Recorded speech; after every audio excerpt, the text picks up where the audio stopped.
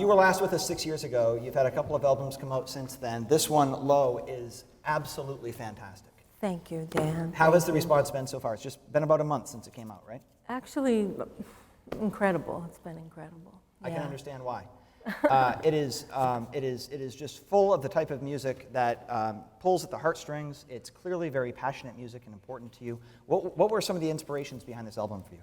It was a time in my life that I liken songwriting to a dialogue with the subconscious a little bit. It's like you start finding your feelings through the writing process, and I realized, oh my gosh, this is a really personal album.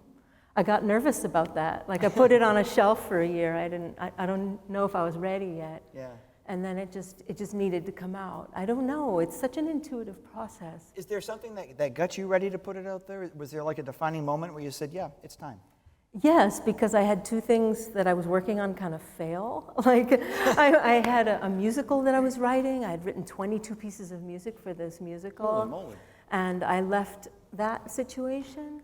And so, meanwhile, this is on a shelf. Like it was like I was avoiding my feelings or something. It was a very vulnerable feeling. I do that a lot. I know, we all do. And then I was also producing this beautiful young artist, Eva James, and her work will come out, but she had a health issue. Yeah. And I thought, I guess I need to release that album. Yeah, well, I am so happy that you did. It is such a great piece of work. When you go through the songwriting process, how does that start? Does it start with sort of the emotions that you're feeling and the words you want to get out, or is it melodic? I try to change that process so I'm not always writing the same thing. Mm-hmm. Also, when you play an instrument, like Tom Waits says, our hands are like old dogs. They go in the same places to go to sleep, or they go in the same places to play. Mm. So I try to change that up, different tunings, different instruments, maybe lyrics first, maybe music first. I try to change that to make the music more interesting and diverse. Mm-hmm. But it really was mostly this lyrical, intuitive process. That's all I can say. Yeah. So, do you hear it in your head before you write it, or is it?